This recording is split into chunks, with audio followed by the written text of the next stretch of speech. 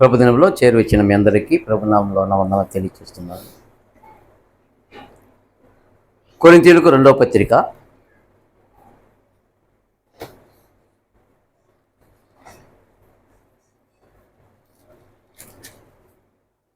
కొరింథీయులకు 2వ పత్రిక 13వ అధ్యాయము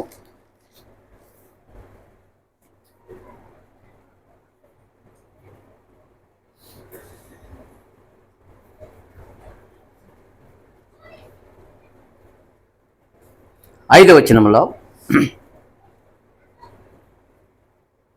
మీరు విశ్వాసము గలవారై ఉన్నారో లేదో మిమ్మల్ని మీరే శోధించుకుని చూసుకొనుడి, మిమ్మల్ని మీరే పరీక్షించుకొనుడి. మీరు భ్రష్టులు కాని ఎడల యేసుక్రీస్తు మీలో ఉన్నాడు అని మిమ్మల్ని గురించి మీరే ఎరుగరా. యేసుక్రీస్తు మనలో ఉన్నాడు అనేది ఇక్కడ మనం జాగ్రత్తగా ఆలోచించబోతున్నాం. ఉన్నాడా?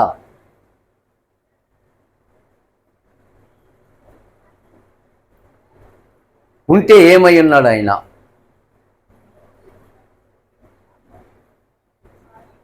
మనల్ని మనమే పరీక్షించుకోవాలని చెప్పాడు. మిమ్మల్ని మీరే ఇంకొకరు శోధించొద్దు. నన్ను నేను, నిన్ను నీవు. మిమ్మల్ని మీరే శోధించి చూసుకోండి.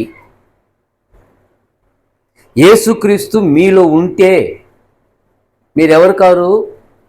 భ్రష్టులు కారు. అప్పుడు యేసుక్రీస్తు ప్రభు నాలో లేరు అంటే నేను భూమి మీద భ్రష్టుండే, అంతే. భ్రష్టుల్ని దేవుడు తన రాజ్యానికి రానీయుడు.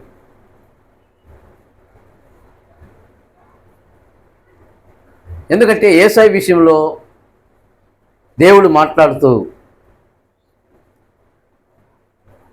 ఏశావు భ్రష్టుడు, వ్యభిచారి అని తెలియచేశాడు.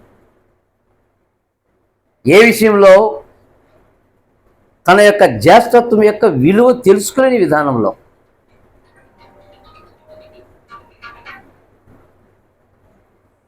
తాను ఏం చేశాడు? ఆ విలువ తెలుసుకోకుండా ఆ విలువను ఇతరులకు అమ్మేశాడు. దానిని ఇప్పుడు దేవుని యొక్క గ్రంథంలో పరిశుద్ధులను హెచ్చరిస్తూ, జాగ్రత్త సుమి, నీలో విశ్వాసం ఉంటే నిన్ను నువ్వు అమ్ముకోవు.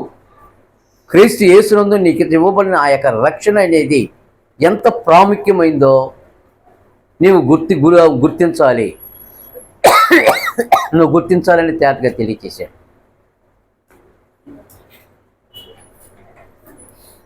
తెలియచేసిన తర్వాత ఇప్పుడు మనం జాగ్రత్తగా ఆలోచించేద్దాం. ఇక్కడ ఇప్పుడు మనకి ప్రభువైన యేసుక్రీస్తు వారు శరీరధారిగా అనేకమైన విషయాలు ఆయన తన యొక్క శిష్యులతో తెలియచేస్తూ ఒక విషయాన్ని మనకి జ్ఞాపం చేశాడు. చూద్దాం.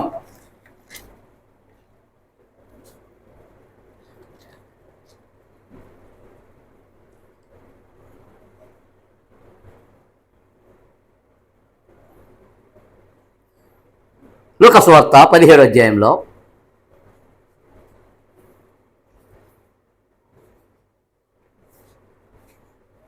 లూకా సువార్త 17వ అధ్యాయంలో 7వ వచనంలో నేను ఒక విషయాన్ని జ్ఞాపం చేస్తున్నా. ఇది ప్రభువైన యేసుక్రీస్తు వారు తన శిష్యులతో ఆయన తెలియచేసిన యొక్క సందేశాన్ని జాగ్రత్తగా గమనిద్దాం. 17:7 దున్నువాడు కానీ మేపువాడు కానీ మీలో ఎవరికైనా ఒక దాసులుండగా వాడు పొలముల నుండి వచ్చినప్పుడు నీవు ఇప్పుడే వెళ్ళి భోజనం చేయమని వాళ్ళతో చెప్పునా? చెప్పడు. అంతేకాక నేను భోజనం చేయుటకు ఏమైనా సిద్ధపరిచి నడుము కట్టుకొని నేను అన్నపానములు పుచ్చుకునే వరకు నాకు పరిచారం చేయుము, అటు తర్వాత నీవు అన్నపానములు పుచ్చుకోవచ్చని వానితో చెప్పును. గాని ఆ దాసుడు ఆజ్ఞాపింపబడిన పనులు చేసినందుకు వాడు దయచూపినని వారిని మెచ్చుకుంటాడా? మెచ్చునా? అటువలే మీరును మీకు ఆజ్ఞాపించబడినవన్నీ చేసిన తరువాత, ఇది మనం అందరం జాగ్రత్తగా గమనించాలి.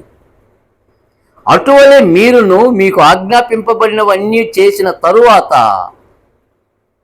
మేము నిష్ప్రయోజకులమైన దాసులము, మేము చేయవలసినవే చేసి ఉన్నామని చెప్పుడు అనెను. ఏంది భావము? ఇంత కఠినంగా మాట్లాడుతున్నాడు ఏంది ఆయన? అర్థమైందా నేను చదివింది? అర్థం కాల.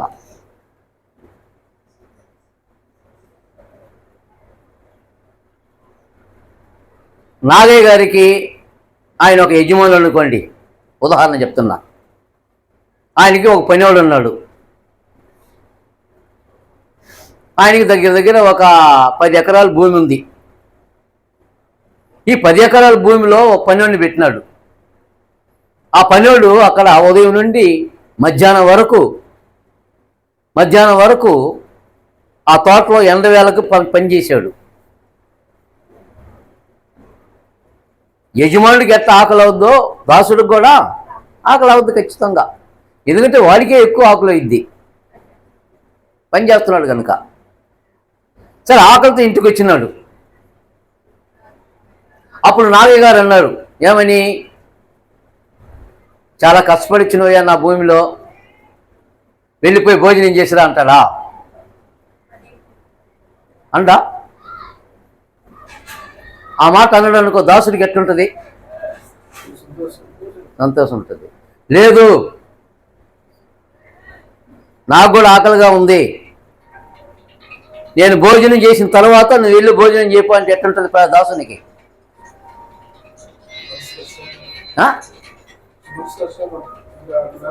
అప్పుడు యేసు ప్రభు అంత కఠినమైన వాడా?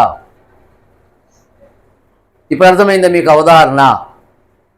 ఇప్పుడు నువ్వు తిడతావో యజమానుడిని, కనీసం బయటికి తిట్టలేదు అనుకో, లోపలనే ఏమనుకుంటావు? ఈ యజమానుడు ఇంత కఠినుడేంది, ఇంత ఉదయం నుంచి ఇంతవరకు ఆయన తోటలోనే పనిచేసి వస్తే కనీసం నాకు ఆకలైనట్టు కదా, నేను కష్టపడి ఆకలైంది నాకు, నేను ఊరికినే ఉండి ఏమి లేకుండా నాకు భోజనం పెట్టు, నేను భోజనం చేసిన తర్వాత నువ్వు వెళ్ళిపోయి చేయిపో అంటే ఎట్లుంటుంది? బయటికి అనకపోయినా లోపల ఉంటాడు కదా. నేను చెప్పేది ఏంటంటే జాగ్రత్తగా గమనించు దేవుని రాజ్యం యొక్క పరిస్థితి.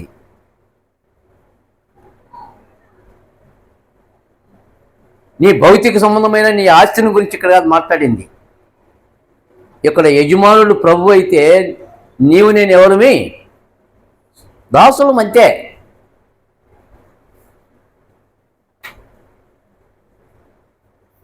నేను యజమానునికి పనిచేయాలి.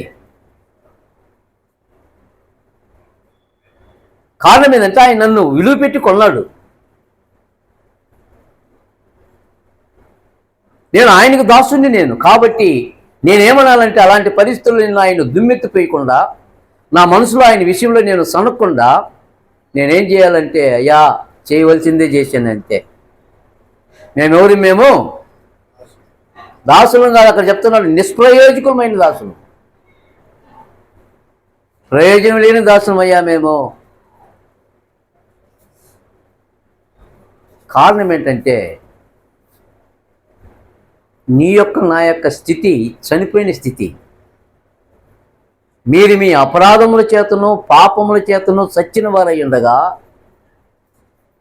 ఆయన తాను ప్రేమించిన తన ప్రియ కుమారుని యొక్క రాజ్య నివాసులుగా మనల్ని చేసెను. దేవుడు తన కుమారుని యేసుక్రీస్తు వారి యొక్క రాజ్య నివాసులుగా చేసిన తర్వాత నాకేం అధికారం ఉంది తెగించి మాట్లాడడానికి? క్రైస్తవుడు అంటే చేతులు కాలు ఆడిచ్చేది కాదు, విజృంభించి నేను నిష్ప్రయోజకునైన దాసులని చెప్పాల్సిందే. కారణం ఏంటంటే నన్ను కొన్నవాడు ఆయన. మొదట ఆయన పని. నాకు 100 పనులు ఉన్నాయి, కానీ నేనేం చేయాలి? మొట్టమొదట ఆయన పని చేయాలి. ఆ విషయంలో చెప్తున్నాడు, మీరు విశ్వాసము గలవారై ఉన్నారో లేదో మిమ్మల్ని మీరే పరీక్షించుకోండి. క్రీస్తు వారి యొక్క అధికారము కింద నేను ఆయన అధికారం కింద ఉన్నప్పుడు మొదట ఆయన పని నేను జరిగించాలి. నా పనులన్నీ చేసుకుని కాదు నేను యజమాని పని చేసేది, ఆయన పని కావాలి. ఈ ఎమర్జెన్సీ ఖచ్చితంగా మనం ఆలోచన చేయాలి అనేకసార్లు.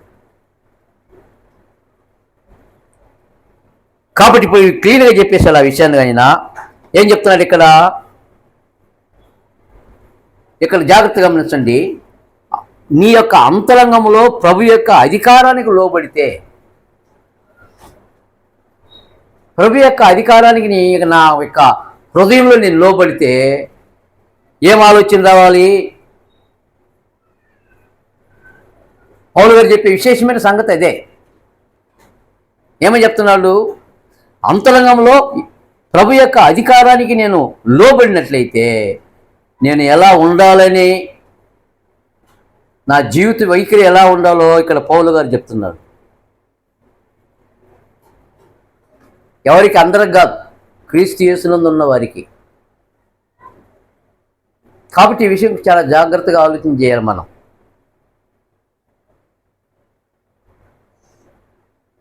రోమపత్రిక 14వ అధ్యాయం 18వ వచనంలో ఒక మాట చెప్తున్నాడు. రోమీలకు 14లో 18వ వచనంలో గమనించగలిగితే,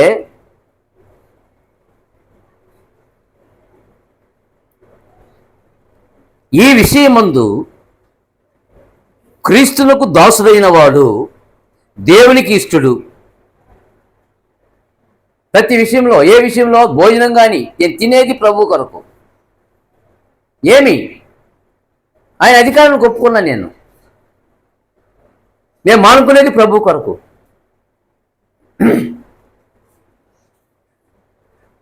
నేను త్రాగేది ప్రభు కొరకు. ఒకవేళ నేను దినాన్ని గుర్తించానంటే అది ప్రభు కొరకే నేను గుర్తించాలి. కారణం ఏంటంటే ఈ విషయంలో ప్రభువుకు దాసుడైన వాడు అని చెప్పినప్పుడు నీవు కానీ నేను కానీ క్రీస్తు ప్రభుకి ఎవరు? మనము దాసులము. కాబట్టి నేను రెచ్చిపోకూడదు అనేక విషయాలలో.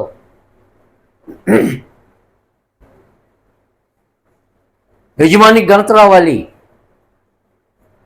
యజమాని నేను ఘనపరచాలి, ఆయన మాటకి నేను లోబడాలి, ఆయన అధికారానికి నేను ఒప్పుకోవాలి. కారణం ఏంటంటే ఒకే కారణం, నేను ఆయనకి దాసుని. దాసులైన వాడు ఇంట్లో అధికారం చేస్తాడా? చేయలేడు. కారణమేమి? అతను దాసుడు కాబట్టి.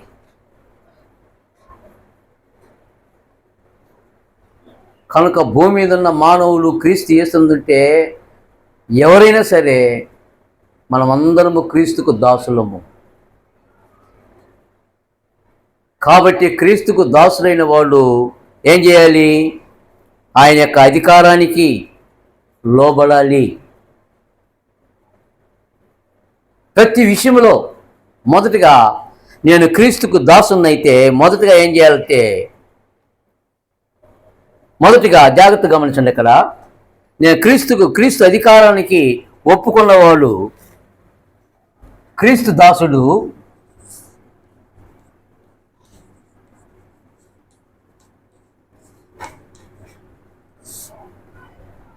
ఒకటో పాయింట్లో ఏం చెప్తున్నాడు ఇక్కడ? గుర్తింపును కోరుకోడు. నన్ను అందరూ మెచ్చుకోవాలి, గుర్తింపు కోరు. క్రీస్తుకు దాసులైన వాడు గుర్తింపు కోరాలి ఎప్పుడు. ఈ భూమి మీద జీవించినప్పుడు తన యొక్క యజమానునికే ఘనత రావాలి. తమను తాము తగ్గించుకునేవాడు క్రీస్తు యొక్క దాసుడు. తమను తాము తగ్గించుకునేవారు క్రీస్తు యొక్క దాసులు, హెచ్చించుకునేవారు కాదు. కాబట్టి మొదటి పాయింట్లో నీవైనా సరే నేనైనా సరే క్రీస్తు యొక్క అధికారానికి నేను ఒప్పుకుంటే ఏం కోరకూడదు, నా వల్ల అయింది అంతా నేనే, ఇక్కడ నేను లేకుండా ఇక్కడ ఏం జరగదు అని అన్నాను అనుకో, ఎవరిని ప్రక్కన పెట్టేశాను నేను? యజమానిని ప్రక్కన పెట్టేసి అంతే. అదే దాసుని మర్చిపోయాను నేను. అపోస్తల కార్యములు 3వ అధ్యాయము.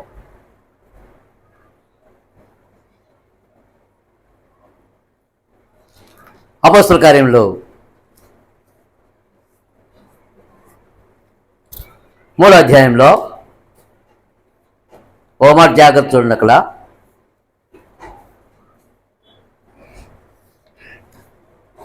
ఆ సందర్భం మీకు తెలియదు కాదు. ప్రభువైన యేసుక్రీస్తు వారు మృతుల నుంచి లేపబడి ఆయన ఆరోహణమై పరలోకానికి చేర్చుకోబడిన తర్వాత కొంతకాలానికి పరిశుద్ధాత్మ వచ్చాడు. వారికి సర్వసత్యంలోనికి నడిపించడానికి దేవుడు ఏర్పాటు చేసిన విధానంలో క్రీస్తు వారి యొక్క రాజ్యాన్ని విస్తరింప చేయడానికి, దేవుని యొక్క భవిష్యత్ జ్ఞానము లోకానికి తెలియజేయబడడానికి ఆయన అపోస్తులను ఏర్పాటు చేసుకొని వారికి శక్తినిచ్చి వారు విరివిగా ప్రభువైన యేసుక్రీస్తు వారి యొక్క కార్యాలను జరిగిస్తూ వాక్యాన్ని బోధిస్తూ దాంతోపాటు సూచక్రియలు అద్భుతాలు జరిగిస్తూ ఉన్నారు. వారి ద్వారా అనేకమైన అద్భుతాలు జరుగుతూ ఉన్నాయి. ఆ అద్భుతాలు జరిగిన దాంట్లో ఇప్పుడు మనకు ఒక అద్భుతం ఇక్కడ రికార్డ్ చేయబడి ఉంది. టైం కూడా చెప్పేశారు. అక్కడ ఎప్పుడెప్పుడు ఆరాధన జరుగుద్దో తెలీదు. మధ్యాహ్నం 3 గంటలకు అక్కడ సమావేశం జరుగుద్ది యెరూషలేములో. ఇంచుమించు పగలు 3 గంటల ప్రాంతంలో ప్రార్థన కాలమున అన్నారు. ప్రార్థన కాలమున పేతురు యోహానులు దేవుని యొక్క మందిరానికి వచ్చారు.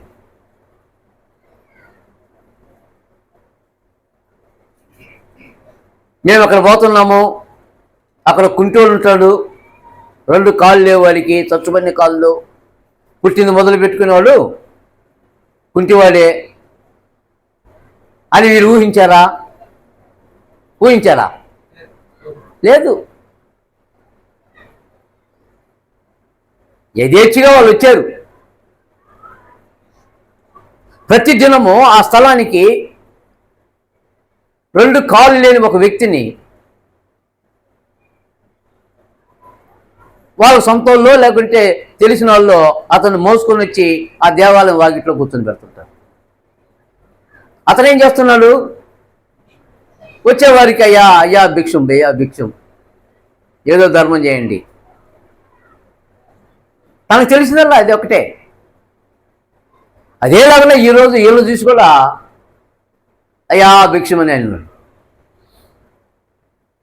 ఎంతోమంది ఆ స్వరం వినపడతా ఉంది, చూస్తూ వెళ్ళిపోతూనే ఉన్నారు.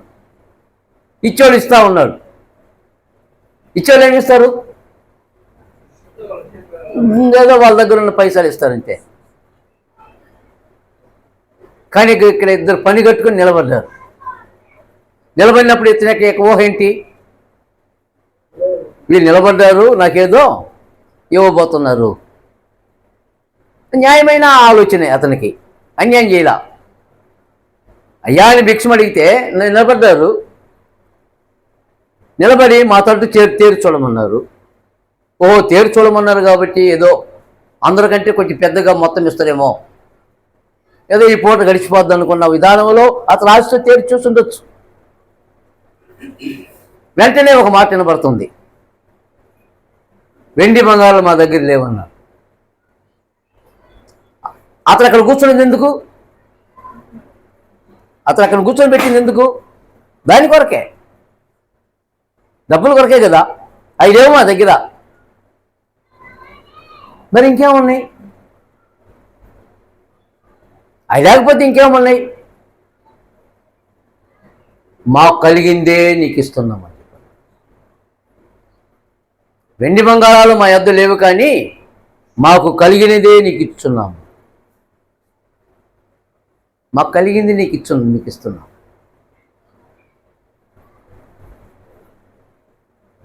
ఏముంది వీళ్ళ దగ్గర ఇవ్వడానికి? వెండి బంగారాలు లేవు, మరి వారు వైపు చూడమన్నారు. ఎదురు చూడబడిన డబ్బులు రాలా, వెండి బంగారాలు లేవని చెప్పేశారు. ఇంకేం ఇస్తారు? వెంటనే అతడు చేయి చాసి పేతురు ఆయన బట్టి వాడి మీద చేతులుంచి, నజరేయుడైన యేసుక్రీస్తు నామమున నీవు లేచి నడవమన్నాడు. ఊహించాడా అతను? ఆ భిక్షగాడు ఊహించాడా? ఊహించలా. తను ఊహించిన విధానం వేరు, కానీ అది జరగకపోగా ఇప్పుడు దానికంటే ఒక శ్రేష్టమైన కార్యం, తను బాధించిన ఆ యొక్క లోపం,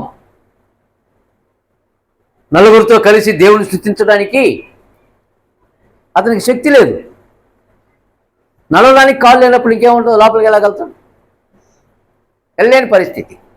మరి అలాంటి పరిస్థితుల్లో మా కలిగిందే నీకు ఇస్తున్నామని చెప్పి, నీవు నజరేయుడైన యేసుక్రీస్తు నామమున లేచి నడువమని చెప్పన్నప్పుడు వెంటనే వాని పాదాలకు బలం వచ్చింది, వాని నరాలకు బలం వచ్చింది.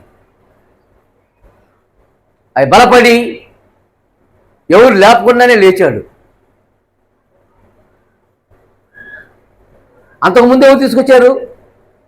ఎవరో ఒకరు తీసుకొచ్చారు. ఇప్పుడు తనే ఒంటరిగా లేచాడు. ఆనందం కదా? ఆనందమా కాదా? బోల్డ్ ఆనందము. వాడు దిగ్గులు లేచి ఆనందిస్తూ సంతోషంతో గంతులేసి నడిపించేపు. ఎందుకంటే తన కోరిక అది, తన యొక్క కోరిక. జాగ్రత్తగా గమనించండి. ఇక్కడ వెండి బంగారాలు మా దగ్గర లేవు, నాకు కలిగిందే మీకు ఇస్తున్నామని చెప్పన్నాడు. ఇచ్చిన తర్వాత నజరేయుడైన యేసుక్రీస్తు నామమున లేచి నడు అన్నారు. వెంటనే వానికి పాదాలు వచ్చాయి, నడిచాడు.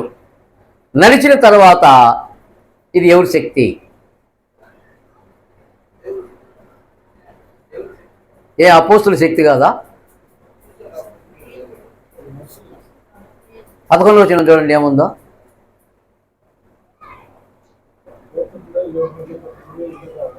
వాడు పేతురును యోహాను, చదువుతాను జాగ్రత్తగా ఉండండి.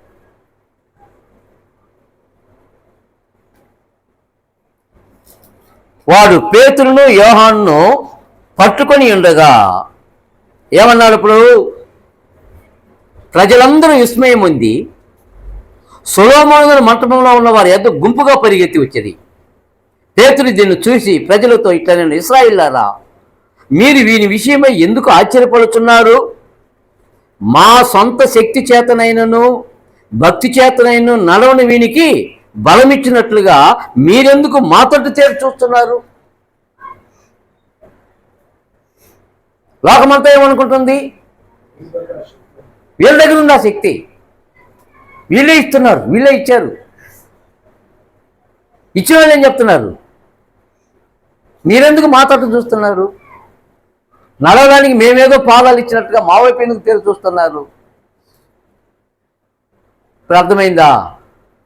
క్రీస్తుకు దాసుడైన వాడు గొప్పల కోరడు. క్రీస్తుకు దాసుడువా? గుర్తుపెట్టుకో, ఈ విషయంలో పరీక్షించుకో. ఎక్కడన్నా ప్రభు కంటే నేను గొప్పగా నేను విజృంభించినానేమో, ఓవర్లోడ్గా మాట్లాడానేమో. ఎవరు మనము? అయ్యా, మేము నిష్ప్రయోజకులమైన దాసులం, చేయవలసిందే చేసామంతే. అందుకంటే మనం ఎక్కువ చేయలేదు కదా, చేయలేము అంతే దాని అర్థం. ఏ విషయంలో క్రీస్తుకు దాసుడైన వాడు దేవునికి ఇష్టడు. కాబట్టి క్రీస్తుకు దాసుడైన వాడు ఏ ఎట్టి స్థితిలోనైనాను సరే అతడు గొప్పలు కోరడు. గొప్పలు కోరినవనుకో క్రీస్తు యొక్క అధికారానికి ధిక్కరించినట్టే. నా అధికారము నేను గట్టించిన, నేను లేకపోతే ఇక్కడ లేదు. ఇలాంటి మాటలు వినలా మీరు? బోల్డ్ వింటుంటాం మనం. ఆ మాటలు మాట్లాడినప్పుడల్లా ప్రభుని ఏం చేస్తున్నాం? మనము పక్కన పెట్టేస్తున్నాం. ప్రభు నీకు తెలియదు, నువ్వు కూర్చొని నేను మాట్లాడతా, నేను మాట్లాడుతూ కూర్చొని. సరే, వాళ్ళందరూ వదిలిపెట్టేద్దాం. మనం ఎన్నిసార్లు అలాంటి స్థితికి వచ్చాం? మనం ఎన్నిసార్లు వచ్చింటాం తెలియదు మనకి. రాలేదని కూడా చెప్పలేం. మనం రాలేదని చెప్పలేం, చేయలేదంటే చేసి ఉంటాం. అందుకనే ఇప్పుడు నడుం కట్టుకో, అది చెప్పింది ప్రభు. నడుం కట్టుకో. యజమానుడు భోజనం కూర్చున్నాడు, నువ్వు పని చేసి వచ్చినా కానీ నువ్వేం చేయాలా? ఆయనకి వడ్డించంతే. ఆయన పని చేయి. కారణం ఏంటంటే నువ్వు దాసుడివి, నేను దాసుని. అయ్యా, చేయవలసిందే, మేము నిష్ప్రయోజకులమైన దాసులు, చేయవలసిందే మేము చేసేది, ఇంకేం గొప్పగా చేయలా. కాబట్టి క్రీస్తు యేసుకు దాసుడైన నీవైనా సరే, తినే దగ్గర కానీ, త్రాగే దగ్గర కానీ, మానుకునే దగ్గర కానీ, చేసేదానికైనా సరే ప్రతి విషయంలో నేను క్రీస్తుకు దాసుని అనేది మనం మర్చిపోవద్దు. ఏ విషయంలో క్రీస్తుకు దాసుడైన వాడు, గుర్తింపు కోరని వాడు, గుర్తింపు కోరడు, తమ్మును తాము తగ్గించుకున్నవారు, క్రీస్తు ప్రభుని హెచ్చించిన వారు. రాజును హెచ్చించాలి, తగ్గించుకోవాలి. రెండో విషయము, క్రీస్తుకు దాసుడైన వాడు క్రీస్తు యొక్క అధికారానికి లోబడితే క్రీస్తుకు దాసుడు లోబడిన వాడు ఏం చేయాలంటే శ్రమానుభవం పొందాలి.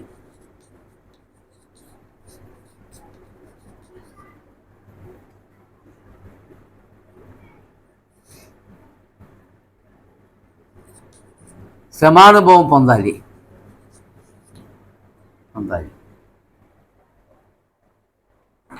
యజమానుడి కొరకు ఖచ్చితంగా ఆ కార్యం జరిగించే ఒక విధానంలో, ఆయన విధానంలో వస్తే జరిగించే కారణం ఏంటంటే క్రీస్తు అధికారానికి ఒప్పుకున్నవారు శ్రమానుభవాన్ని కూడా ఒప్పుకోవాలి. ఎవరి కొరకు? యజమాని కొరకు. దెబ్బలేదన్నాను అంతే. అందుకని రోజు కొడుతున్నానని దాని అర్థం. ఎప్పుడైనా ప్రభు కొరకు అవమానమే పడింది అనుకో, అది ఆయనకి చెందుద్ది. పేతురు రాసిన మొదటి పత్రిక సూత్రం అది. పేతురు మొదటి పత్రిక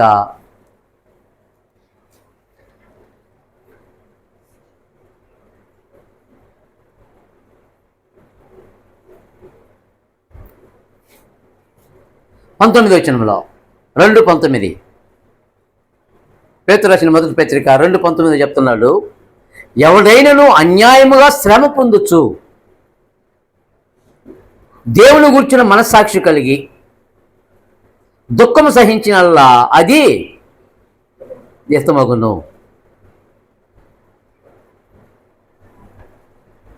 నేను దేవుని విషయంలో నన్ను ప్రజలు దుమ్మెత్తిపోశారు. దేవుని ప్రజల్లో నన్ను దేవుని నిమిత్తము, ప్రభు నిమిత్తము నాకు ఇబ్బంది పెట్టినారు, నన్ను అవమానపరిచారు. మరి అలాంటి సమయంలో నాకు రోషం రావచ్చా? రోస పడితే నేను క్రీస్తుకు దాసుని కాదు. రోస పడినవాడు క్రీస్తుకు దాసుడు అవ్వలేడు. కోప్పడినవాడు క్రీస్తుకు దాసుడు అవ్వలేడు.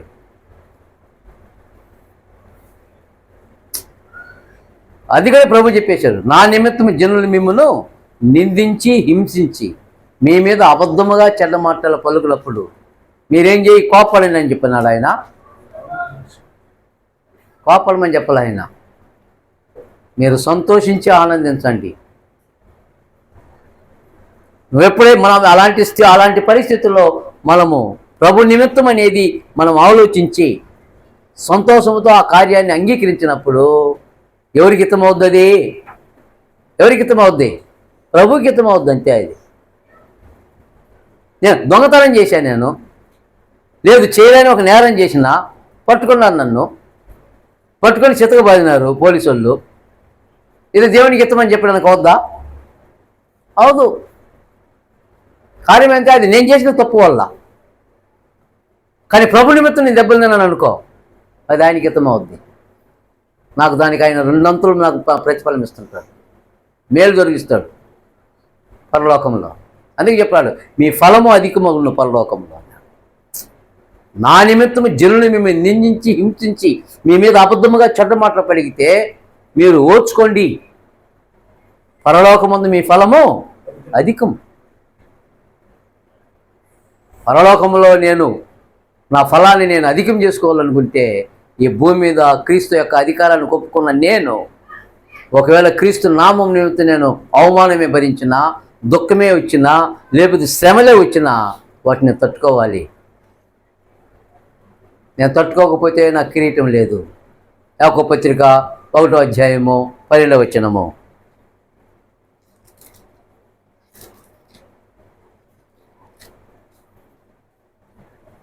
యాకోబు 1:12 చెప్తున్నాడు, శోధన సహించువాడు తప్పించుకొని పారిపోయినాడు ఎవడు? ధన్యుడా? ధన్యుడు కావాడు. శోధన సహించువాడు ధన్యుడు. శోధన సహించువాడు ధన్యుడు. అతడు శోధనకు నిలిచిన వాడు. ఎదుగో గమనించు. శోధనలో పారిపోయేవాడు ప్రభుకి ఇష్టడు కాడు. అయ్యా నేను చేయవలసిందే చేస్తున్నా అనేది అనలేడు అనమాట అతను. నేను యజమాని యొక్క అధికారాన్ని ధిక్కరించి పారిపోయినట్టే ఓనేసిలాగా. పిల్లల దగ్గర పనిచేస్తున్న ఓనేసి ఏం చేశాడు? అతని అధికారాన్ని ధిక్కరించి పారిపోయాడు, దొంగలించుకొని. అవతలు తెలుసుకున్నాడు కొంటే అవతల విషయం అది, పౌలు చేత పట్టబడి. క్రైస్తవుడు కాని ఒనేసిము ఒకనాటి కాలం అలా ఉన్నాడు. పారిపోయిన వ్యక్తి. అలాగ ఏంటంటే అధికారాన్ని ధిక్కరించిన వాడు, అధికారం ఒప్పుకొని వాడు. మనం ఎన్నిసార్లు ఉన్నామో అలాగో. శోధన సహించువాడు ధన్యుడు. అట్టివాడు శోధనకి నిలిచిన వాడై, నిలిస్తే ఫలం అధికమని చెప్పాడు కదా ఆయన. అబద్ధం వల్ల కింద మనం ఇక్కడ చెప్పండి. శోధనకి నిలిచిన వాడై ప్రభు తనను ప్రేమించు వారికి వాగ్దానం చేసిన ఏం కావచ్చు? జీవ కిరీటం పొందును. వాగ్దానం చేసిన జీవ కిరీటం నాకు రావాలంటే నేనేం చేయాలి? భూమి మీద సహించాలి. నేను యజమాని అనుకుంటే సహించలేను.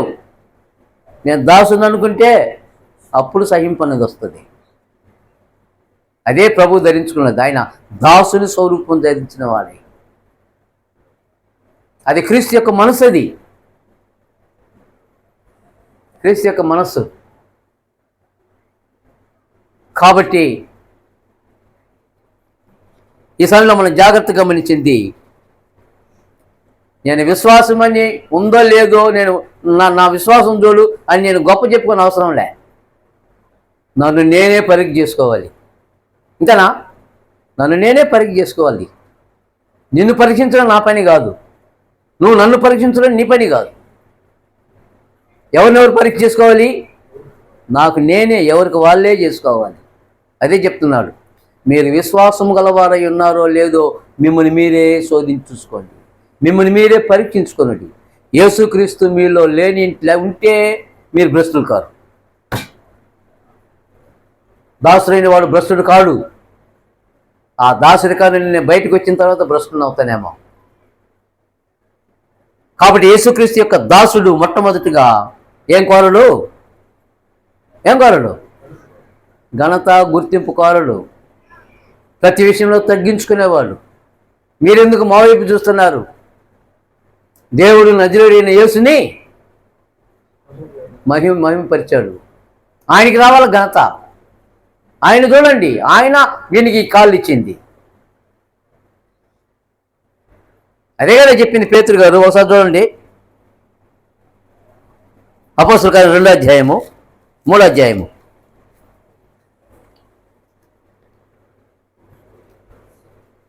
12వ వచనంలో పేతురు దీన్ని చూసి ప్రజలతో ఇట్లనెను, ఇశ్రాయేలీయులారా, మీరు వీని విషయమై ఎందుకు ఆశ్చర్యపడుతున్నారు? మా సొంత శక్తి చేతనైనను భక్తి చేతనైనను నడవని వీనికి బలమిచ్చినట్టుగా మీరెందుకు మా తట్టు తేరి చూస్తున్నారు? అబ్రహాం, ఇస్సాకు, యాకోబుని వారి దేవుడు అనగా మన పితరుల దేవుడు తన సేవకుడైన యేసును మహిమపరిచి ఉన్నాడు. మీరు ఆయన అప్పగించితిరి. పిలాతు ఆయన విడుదల చేయుటకు నిశ్చయించినప్పుడు మీరు అతని ఎడల ఆయన నిరాకరించితిరి. మీరు పరిశుద్ధులను నీతిమంతులైన వారిని నిరాకరించి నరహంతకుడైన మనిషిని మీరు అనుగ్రహమని అడిగితిరి. మీరు జీవాధిపతిని చంపితే కానీ దేవుడు ఆయన మృతులని లేపిన అందుకు మేము సాక్షులము. ఆ నామమందలి విశ్వాస మూలముగా ఆయన నామమే మీరు చూసి ఉన్న వీన్ని బలపరిచను. అదిగండి, చూడు మా భక్తి మా శక్తి అన్నారా పేతురు యోహానులు? అన్నారా? మా భక్తి చేత మేము ఈ కాళ్ళు ఇచ్చినామన్నారా? కాసుమా, మా దగ్గర మా వైపు ఎందుకు చూస్తున్నాం? మీరు యేసు వైపు చూడండి. ఆయన నామం ముందు విశ్వాసం ఉంచండి. మేము ఆయనకు దాసులు. మేము కాబట్టి క్రీస్తుకు దాసులైన వాడు గుర్తింపు కోరడు. అతడు ఏ విషయంలో కూడా యజమానుడు గణపరచబడాలని తాను ప్రతి విషయంలో తగ్గించుకుంటూ ఉంటాడు. రెండో విషయము, క్రీస్తుకు దాసులైన వాడు దేనికి వస్తాడు? శ్రమానుభవం పొందడానికి ఇష్టపడుతుంటాడు. ప్రభు నామమును బట్టి, అన్నిటి దొంగతనం బట్టి కాదు, తప్పు చేసి కాదు, మోసం చేసి కాదు, ప్రభుని బట్టి. అది ఆయనకి ఇష్టం అవ్వాలంటే ఇక నేను ప్రభునామని హింసలు ఒకవేళ వస్తే సిగ్గుపడకండి. ఎవరైనా క్రైస్తవుడు అయినందుకు ఏం చేయకూడదు? పేతురు 4:11 ఏం చెప్పినాడు? ఎవడైనా క్రైస్తవుడు అయిన ఎడల వాడు సిగ్గుపడకుండా ఆ పేరుని బట్టే దేవుని మహింపరచాలి. క్రైస్తవుడినప్పుడు సిగ్గుపడేదానికి కాదు, క్రైస్తవుల ద్వారా దేవుడు మహిమపరచబడాలి, క్రైస్తవుల ద్వారా ప్రభు గణపరచబడాలి. క్రైస్తవుడు క్రీస్తు యొక్క దాసుడు. క్రైస్తవుడు తాను తగ్గించుకునేవాడు. క్రైస్తవుడు క్రీస్తు నిమిత్తము శ్రమలు ఇస్తే ఆ శోధంలో నిలిచేవాడు. వాడు క్రీస్తుకు దాసుడు. కాబట్టి ఈ 2 విషయాలతో నేను ఇప్పుడు ప్రస్తుతం ముగిస్తున్నా. ప్రభు చిత్తమైతే ఈసారి వచ్చినప్పుడు మిగిలిన విషయాలు ఆలోచించేద్దాము. వందనాలు.